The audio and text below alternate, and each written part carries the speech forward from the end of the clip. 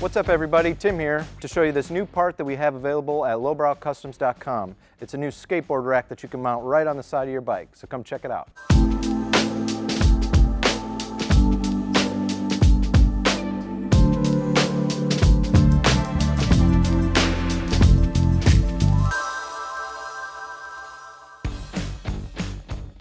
So this skateboard rack's going to fit 94 to 03. It's going to bolt to the left side of your motorcycle. It'll fit with the sissy bar that you probably already have on your Sportster. If you're somebody that's going to be riding this around and strapping stuff to it, it'll fit in the same mounting location and kind of puts this thing out of the way and in line with your bike, because I have seen other people where they're either sitting on their skateboard or they have it strapped sideways to their sissy bar, and now it's a catch, it's catching wind or other objects that might come close to you on the left and right side that you might not pay attention to because you're only thinking about how wide you are and not this big skateboard on the back. It just cleans it up and gives you a really good place to mount this. You'll also be able to have a passenger sitting on the back and it won't be in the way of where their feet gotta go to reach the foot pegs. This thing's made in the United States, right here in Northeast Ohio. It's a really beefy part and bolts up to your bike super easy, and so I'm going to show you that now. So with mounting this is going to be the same whether you have the sissy bar or you just have the stock struts. You'll have to remove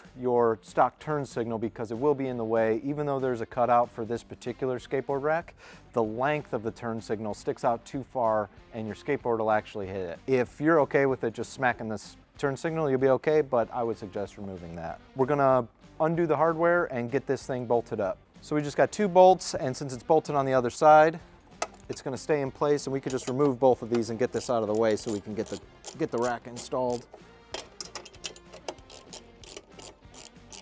This is gonna be the same, like I said, sissy bar without. The only difference is going to be how much stuff you have stacked here, so you're gonna have to check and make sure that you have proper tire clearance after it's installed, that your bolts aren't too long or you're not grabbing enough threads. So that's going to be really the only difference depending on how much stuff you have bolted to this location. Since we're adding more material, this kit comes with 2 longer bolts to give you a little bit more length because of how much thicker it's going to be adding the rack on the outside of this. I would suggest hitting both of these with Loctite.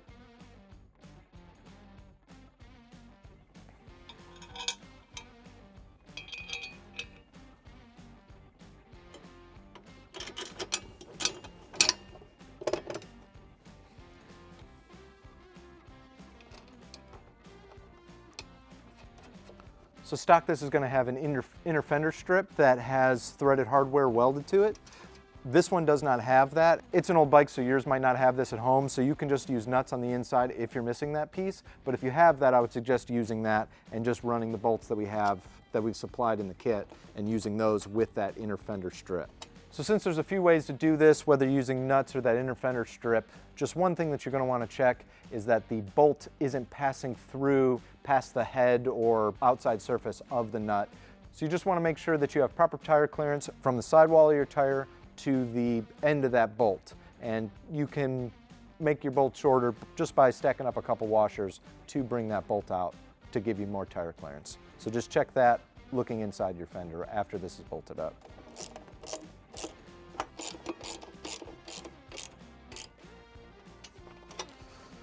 So now we got the rack bolted on, and as you can see, we got this rubber bumper on the top of this, and this is just going to be a buffer between the skateboard and the rack, just so when this thing's going down the road, it's not going to be slamming against this, making a bunch of noise, scuffing up the rack, just driving you crazy as you're riding this. So it'll just make it a nice smooth ride with your skateboard on it. So you're going to put your skateboard on here with the grip tape facing the bumper. So now this is on, I want to show you how to put the skateboard actually on here.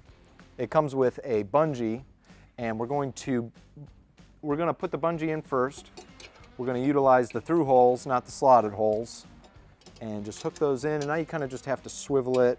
And the slotted hole is just for clearance for the other side of the hook to pass through, just so it can come up at the proper angle. You grab your skateboard and just drop it in like so, and you're going to pull your bungee down and get it into these hooks. And now it's nice and secure.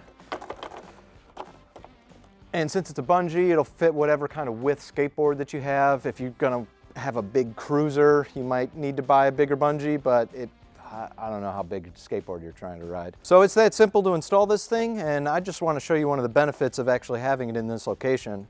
So say you're going to the skate park and you got your lady with you, you can have your skateboard person on the back and it's not in the way, it's totally tucked in, and you guys could go for kind of a long ride to wherever you're trying to go without your skateboard actually bothering anybody that's there. You don't have to sit on it.